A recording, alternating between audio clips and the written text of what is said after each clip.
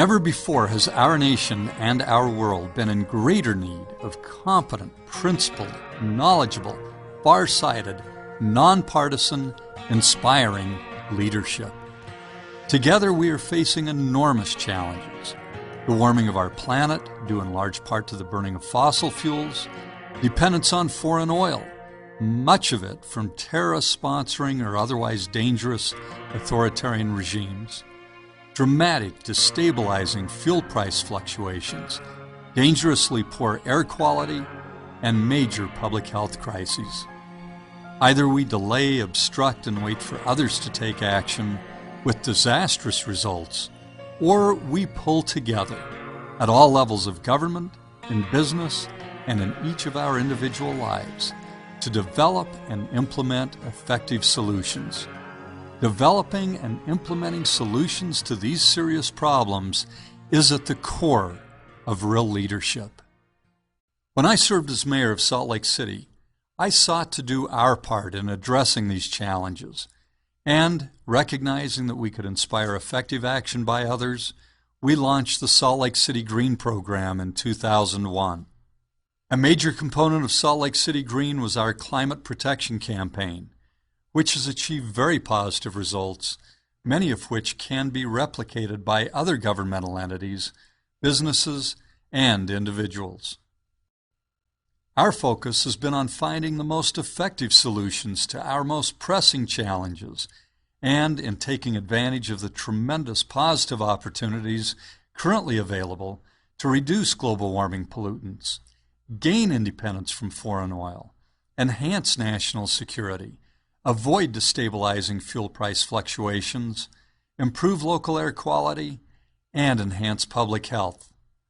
These challenges and opportunities all converge at the point of the same two fundamental solutions. First, conservation and greater efficiencies. Second, utilization of clean, renewable sources for the energy we require. We are able to inhabit the Earth because of a delicate balance of heat-trapping gases in the atmosphere, which acts much like a blanket. Sun rays travel through the atmosphere to the Earth, where some of them are reflected back. The heat-trapping gases in the atmosphere capture some of the radiation and reflect it back to Earth. An accumulation of too many global warming gases adds immensely to that atmospheric blanket, causing dangerous global warming. Since 1958, an observatory atop Mount Mauna Loa, Hawaii, has taken the measurements reflecting a shocking increase of more than 20% in the average annual concentration of carbon dioxide in the atmosphere during just the past 49 years. Carbon dioxide is the cause, directly or indirectly, of about 80% of all global warming. Carbon dioxide remains in the atmosphere for about 100 years or longer, so the cumulative effects are tremendous. The burning of fossil fuels, coal, oil, and gas, releases a total of over 29 billion tons of carbon dioxide into the atmosphere annually, and the amount increases each year. Tracing the trajectory shown here forward reflects a doubling of carbon dioxide in the atmosphere from the early 20th century to the end of the 21st century. To stabilize carbon dioxide emissions at double the level at the beginning of the Industrial Revolution, which doubling is widely considered the threshold of disastrous, irreversible climate change, we will have to reduce carbon dioxide emissions by 80% or more by the year 2050. That's an ambitious goal, but it can be accomplished. The enormous increase in greenhouse gases has caused a very significant increase in average global temperatures. This trend spells catastrophe if we do not reverse it. The scientific evidence is conclusive. What we are experiencing is not simply a natural phenomenon with a shift in temperature consistent with variations occurring over thousands of years. From ice core samples, scientists have determined that the concentration of carbon dioxide in the atmosphere never exceeded 300 parts per million in the 800,000 years prior to the Industrial Revolution. Now, after burning enormous amounts of fossil fuels emitting unprecedented amounts of carbon dioxide into the atmosphere, the concentration of atmospheric carbon dioxide is 385 parts per million, 36% above pre-industrial levels, and it is rising rapidly. This is how the polar ice cap in the Arctic appeared in 1979. This is how much it melted, more than 20% by 2003. The ice that remains is only 60% as thick as it was 40 years earlier. If current warming trends continue, little if any of the Arctic ice cap will be left at the end of this century. This could spell the extinction of many plants and animals. A recent scientific analysis predicts that the Arctic will lose all sea ice by 2030, and therefore Arctic polar bears and other species will not survive. The Arctic is warming far faster than the rest of the globe. Since the 1950s, Alaska has warmed by an average of 4 degrees Fahrenheit. Warming has been even more profound during the winter months. In parts of Alaska and western Canada, winter temperatures have increased by as much as 7 degrees Fahrenheit in the last 50 years. These temperature increases have already had devastating consequences.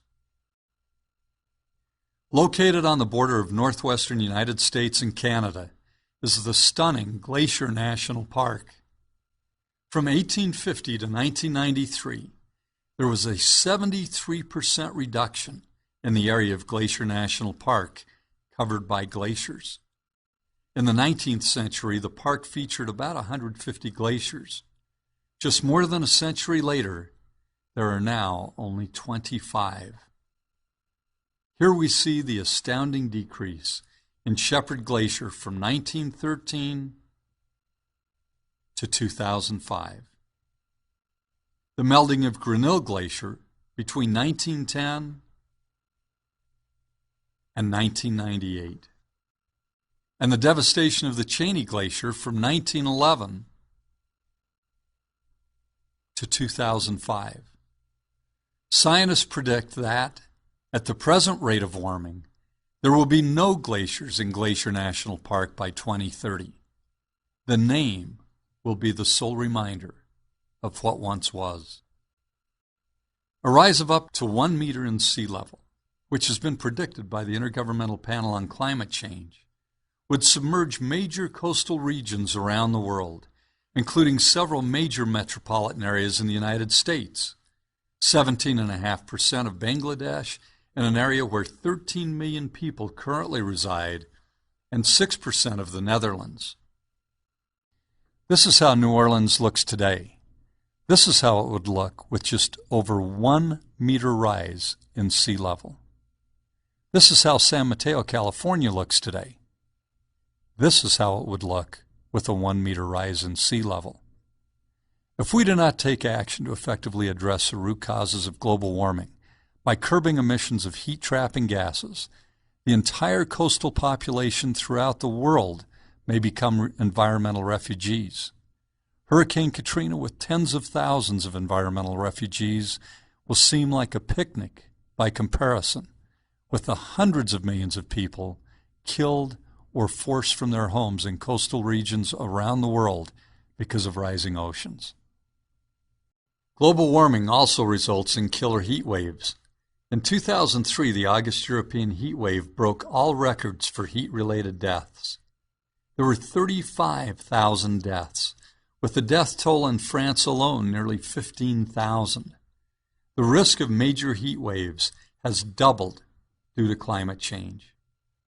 Droughts, the introduction of mosquito-borne diseases in areas where mosquitoes were previously non-existent, and the killing of entire forests by beetles that were previously kept under control by cooler temperatures have all occurred and will become more frequent and more severe because of global warming.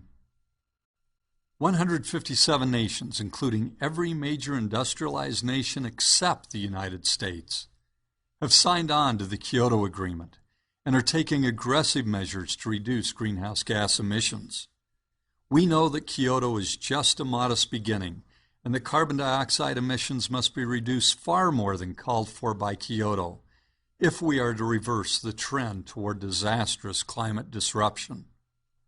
But as with our many longtime allies around the world, many of us in the United States recognize the importance of collaborative worldwide action to meet the challenge of global warming. If the prospect of devastating droughts, floods, hurricanes, killer heat waves, mass starvation, and other climatic disasters are not enough to get some people's attention, then perhaps they will respond to the worsening quality of wine and catastrophic impacts on the ski industry worldwide.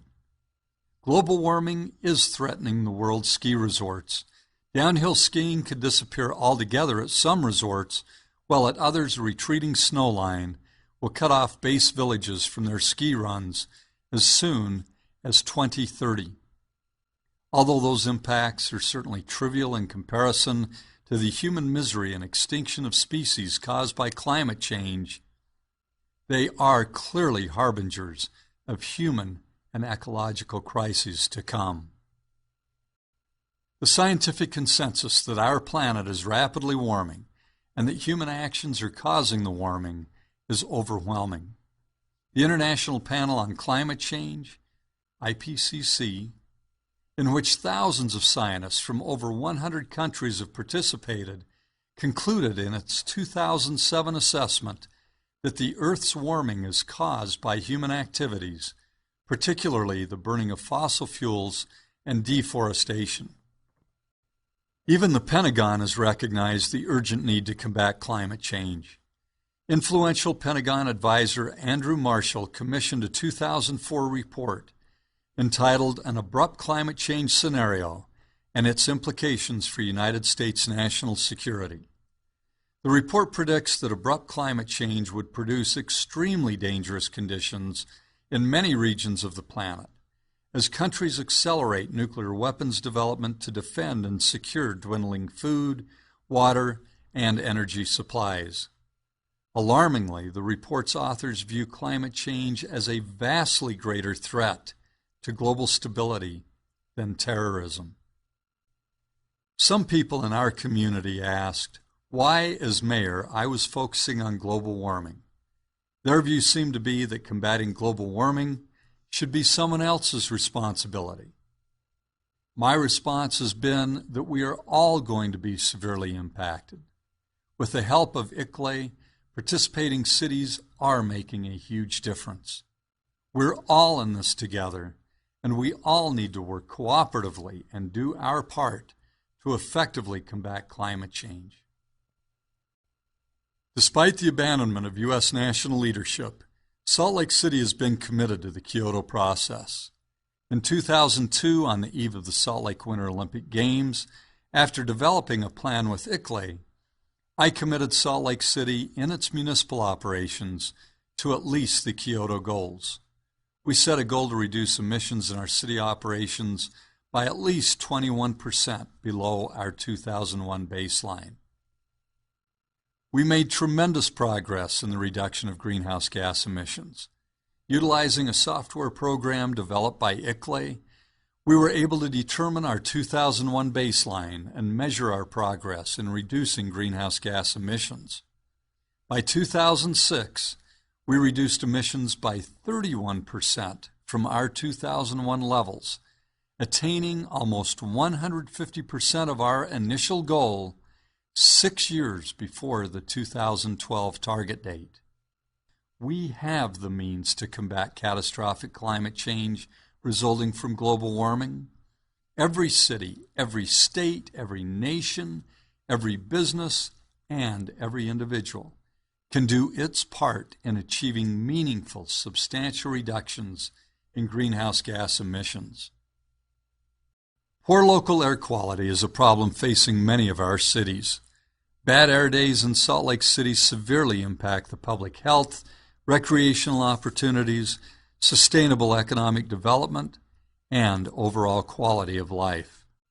On beautiful smog-free days, Salt Lake City is stunning. The outdoor recreational opportunities are unsurpassed, and the quality of life is extraordinary. These are the sorts of cities we and those who come along in the future deserve.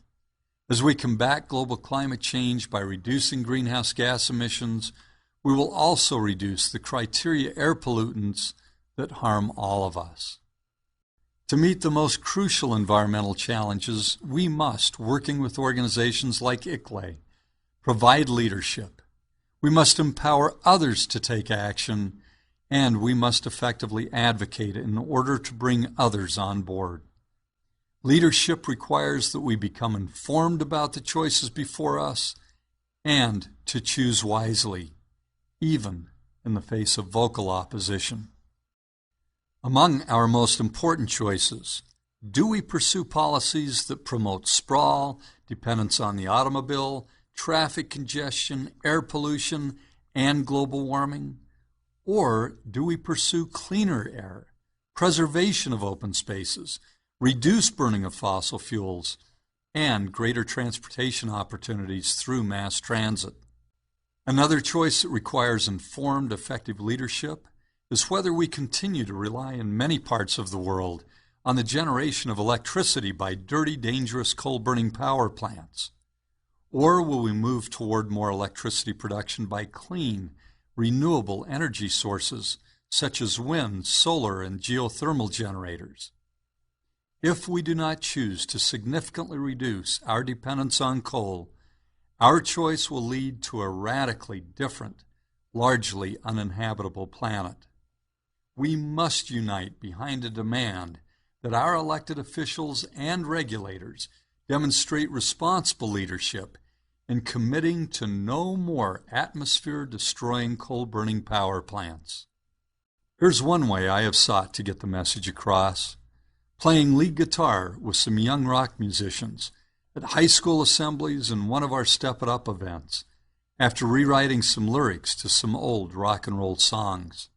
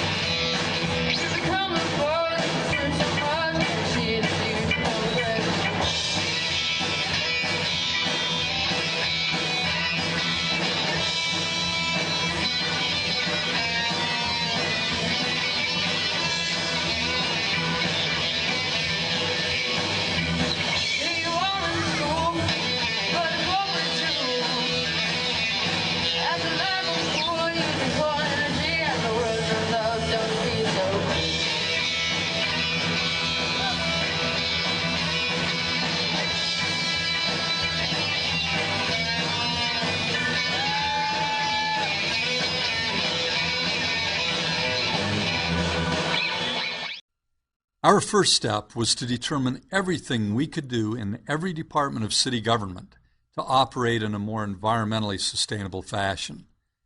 We completed a sustainability inventory enabling us to catalog our environmental and economic resources in every department and to ascertain the opportunities we had to make improvements in every area, including water, energy use, and air quality. We started out with those things we could immediately accomplish, and which every governmental entity, business, and individual can also do. We replaced all our light bulbs in our city hall. By replacing the energy wasteful incandescent bulbs with high-efficiency compact fluorescents, we saved over $33,000 a year in electric bills and dramatically reduced the amount of electricity we used. If every household in the United States replaced just one incandescent bulb with a compact fluorescent bulb, the emissions impact would be equivalent to taking 1 million cars off the road each year. Besides the greatly reduced emissions from coal-burning power plants that would result from wiser use of compact fluorescent bulbs, there are significant financial savings. With part of the money we saved from converting our lighting, we became the state's largest purchaser of wind power. By taking these two simple measures, we save taxpayers money and reduce carbon dioxide emissions by over 1,100 tons each year. Then we moved on to our traffic signals. By changing to low-energy LED traffic lights, we eliminated 500 tons of carbon dioxide emissions and saved $50,000 in lower electrical costs. In addition to our focus on reducing greenhouse gas emissions through the promotion of clean, renewable electricity and reduced energy consumption, Salt Lake City was the first city in the nation to voluntarily offset all the carbon dioxide emissions from city-related air travel by preserving rainforest in Costa Rica. With each airline ticket, we paid an additional amount to the Pax Natura Foundation for sequestration of carbon dioxide equivalent to the amount of greenhouse gases emitted by the flight. We worked to create a clean fleet by converting our city's fleet of vehicles through right-sizing and using clean alternative fuels. We got rid of 41 gas-guzzling sport utility vehicles and purchased smaller, more fuel-efficient cars. We had 89 compressed natural gas vehicles in our fleet. We purchased 5 new 3-wheeled parking enforcement vehicles, which use 1/8 as much gas as the vehicles they replaced. We even bought a new gas-electric hybrid police car shown here. We also passed an ordinance that allows drivers of low-polluting cars to park throughout the city without ever having to pay at parking meters. Acting in our personal lives consistently with our publicly voiced values is, I believe, vital to good leadership. My personal car is a compressed natural gas vehicle powered by the cleanest internal combustion engine made. It emits almost no criteria pollutants, and I used to fill it from my gas line at home. Residential gas lines are not necessary, however, in Utah, where we have the second largest number of gas stations with natural gas in the country. As part of our Salt Lake City Green program, we encourage all sorts of alternative forms of transportation. Bicycling improves personal health and helps create a vibrant community. With the use of bicycles across the United States and from Belgium to Torino, Italy, we delivered a message of peace, youth, and the environment to our successor as the host of the Winter Olympic Games without the use of any fossil fuels. As this sign reminds us, bicycling doesn't require the burning of any fossil fuels. We're committed to creating a bicycle-friendly community and have added several miles of bicycle lanes in recent years and installed 45 new bike racks in our downtown area. Walking is another healthy, clean form of transportation, but one that does not come naturally to many auto-dependent Americans. It also helps create a more interesting, vibrant community. To encourage walking, we must make it as safe as possible. To make walking safer, we took several measures, including countdown timers for pedestrians, pedestrian-actuated overhead lights at mid-block crosswalks, and orange flags at pedestrian crosswalks for people to carry with them as they cross the streets. People made fun of the flags in the beginning, as often happens when we try something different, but now the flags are very popular. A few years ago, we were acknowledged as the most improved city in the United States for pedestrian safety. Although there was a good deal of derision aimed at me when I first put in the flags, they became popular enough that my campaign for re-election touted the success of the program. In the following Abbey Road scene, I play the role of a pedestrian flag-carrying Paul McCartney, and notice, bare feet and all.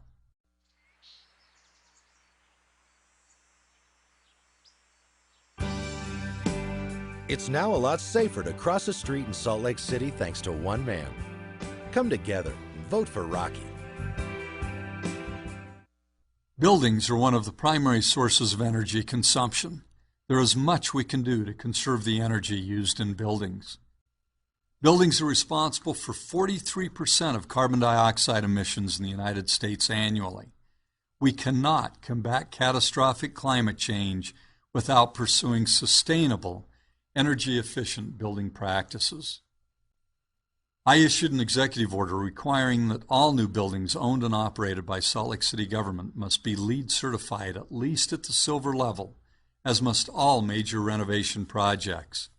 The Salt Lake City Council unanimously endorsed my high-performance building initiative and now requires all projects which receive city funds to be LEED certified. Methane is a major global warming pollutant. At our wastewater treatment plant, we capture the methane and utilize it to fuel a cogeneration facility, which produces about 6 million kilowatts of electricity per year, about 1/2 of the energy requirements for the plant. This results in a reduction of the greenhouse equivalent of 13,600 tons of carbon dioxide each year. Also, methane at our landfill has in the past been captured and simply flared.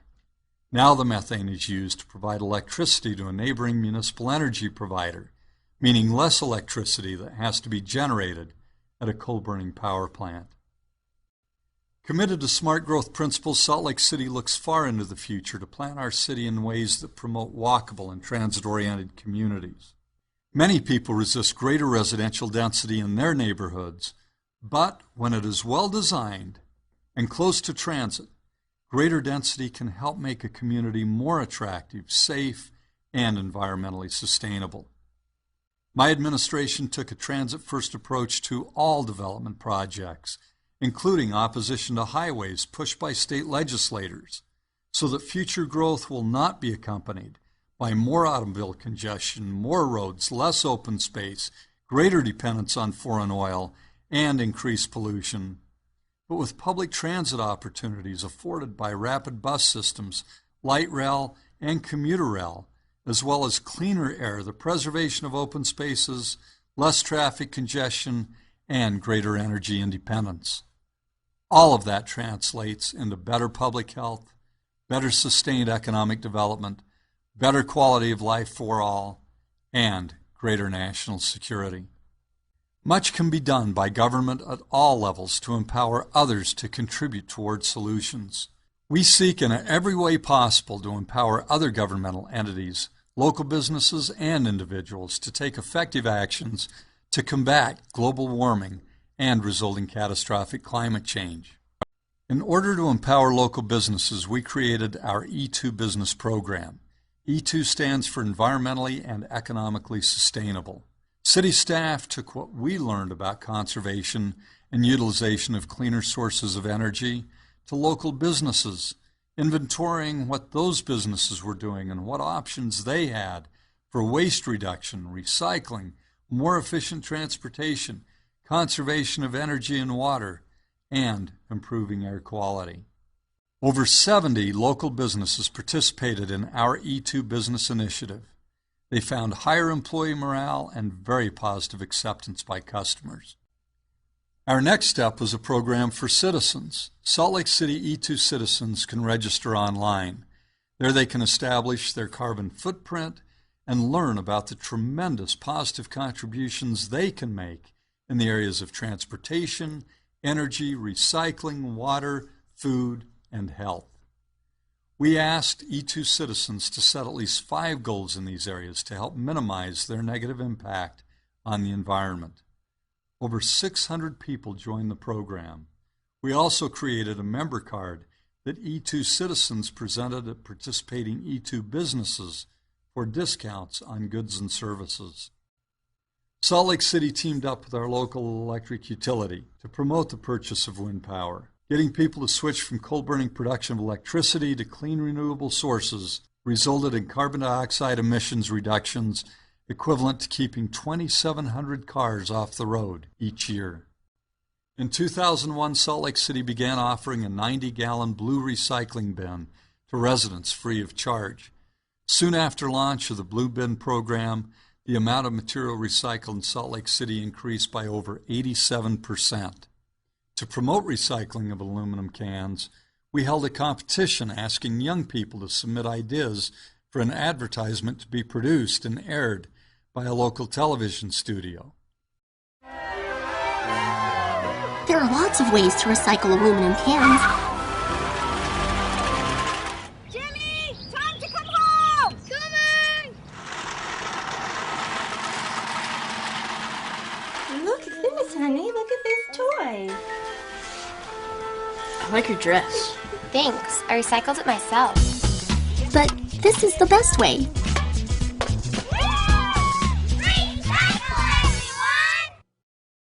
We faced tremendous opposition to our light rail system before it was built in 1999. Notice the headline reflecting a call for our transit director's termination because he had the audacity to advocate for a light rail system. Time proved, however, that Salt Lake City's light rail system was exactly the right idea at the right time. Ridership of our light rail system far exceeded even the most optimistic projections. On average, 52,000 Utah residents board the light rail trains every day. Success is breeding more success as those who once adamantly opposed light rail are now clamoring for it in their communities. In 4 of the most conservative counties on the planet, voters actually voted for a sales tax increase for transit, a result of the success of our initial system. Recently, a heavy rail commuter line between Salt Lake City and Ogden, Utah opened, and in its first weeks, the front runner is at full capacity ridership. No matter our own successes, we will effectively combat global climate change only if we advocate so that others, other governments, businesses, and individuals join with us in doing what they can to reduce the emission of greenhouse gases. Robert Redford and I, along with ICLEI, hosted 3 annual conferences, Sundance Summit, a mayor's gathering on climate protection.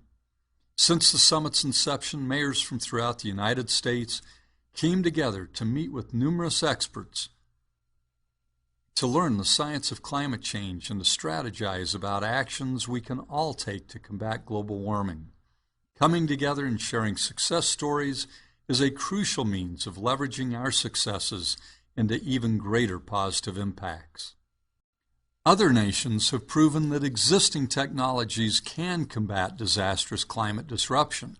Germany's extraordinary commitment to renewable energy, particularly wind and solar, has reduced its emissions of global warming pollutants by 19% since 1990. Denmark generates 20% of its electricity by wind. Nearly half of the world's wind turbines are produced by Danish companies. Manufacturing associated with wind power employs approximately 20,000 people and contributes nearly €3 billion to the Danish economy. In the face of this growing catastrophe, we are in dire need of competent, principled, far-sighted leadership that acts with integrity and in the public interest. Many of those in power have been self-serving and dishonest, manipulating scientific reports and doing all they can to mislead the public.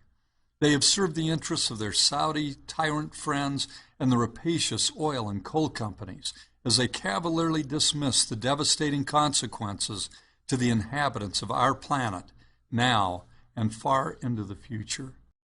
The consequences experienced already from human-caused global warming include the severe melting of glaciers around the world, the Arctic ice cap, parts of Greenland, and the Antarctic, rising oceans, desertification of millions of acres of previously productive lands, the killing of major coral reefs, the destruction of major forests by bark beetles that now survive warmer winters, major droughts, and significantly reduced snowpack in areas that depend upon snowpack for water supplies.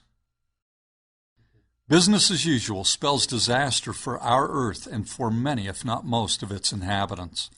Hundreds of millions of people will be driven by rising oceans from their coastal area homes.